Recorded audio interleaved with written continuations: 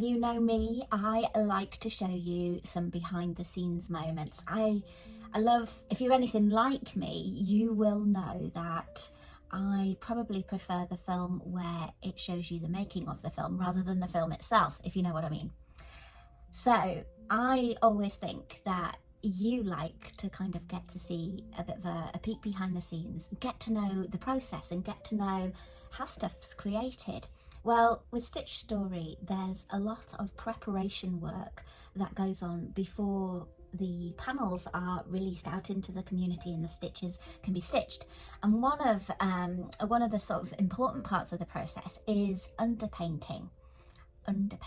Now, if you've ever done any of my workshops or you've been on any of my courses, you are probably familiar with the term blocking in. So I very often get you to start creating characters by breaking it down into shapes, and then we will have like an underlying colour to begin with. And that's what an underpainting is. It's kind of like the blueprint of what your painting is going to be created from, and it really helps you get over that fear of the blank canvas. It gets you started on the painting, and it kind of helps you plan in advance where the colour is going to form different shapes, where the light and the shadows are going to fall. So it's kind of a bit of prep work, but it's really active prep work. And I've been helping Jo with preparing some of the panels and the underpainting that will create like a colour beginning for the stitches, the detail, to land on top. And as time goes on and as the stitching's developed over, well, I guess from now till the beginning of May, which will be our final presentation day, we'll have opportunity to add lots and lots of stitches. But to begin with, we start with the underpainting. Now, the underpainting is made from some fabric medium, and it's mixed with ground down colour pigment. And we mix those two things together and it creates a really bitty, chalky-like texture. Probably not very nice to paint with on canvas, and sometimes a little bit tricky to paint with on fabric, just as we're doing here. But what it does is give a real sense of composition quite quickly, and you can see where you might need to add things or shape things, and it really sort of informs how the design is going to grow. And of course, it helps with a bit of shadow work and undertones for the stitches to go on top. So where you might see the grey of some of the choir's hair, I've chosen a dark grey underpainting, a bit of blocking in, and Jo and the stitchers will probably go in with a few highlights on top of that. It's a really clever way of working, and most artists will really benefit from getting to know this technique of underpainting, or blocking in as I call it.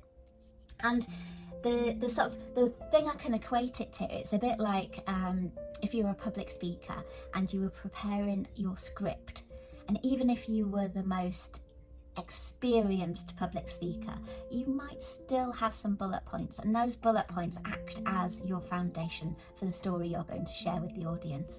I was talking to Mike, Tewkesbury's town crier, about how he's going to prepare to cry about Stitch Story when it comes to our presentation. Now, our presentation isn't until May, and we've got from now till May to create this fantastic embroidery, but we need to get all of those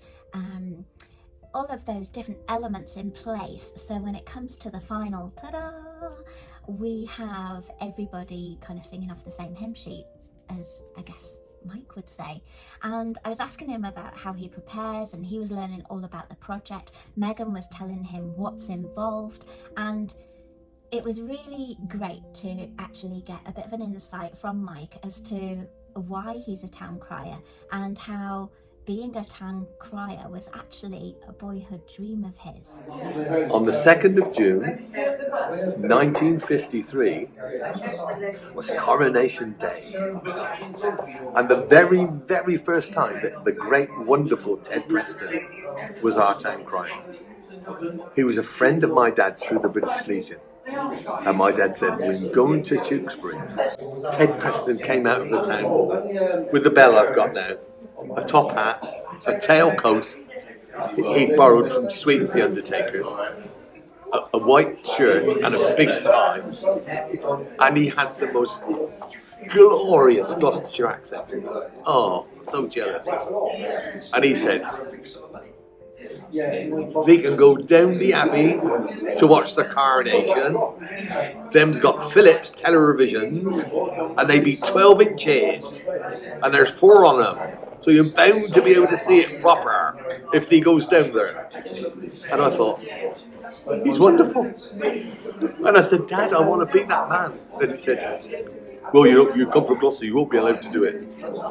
And I said to Mr. Preston about it. I always called him Mr. Preston 40 years later. And he put the bell in my hand and he said, you never know, sonner, you might be the town crier one day. You wish hard enough. And I waited 46 years. You do. You make us very proud, Grandad.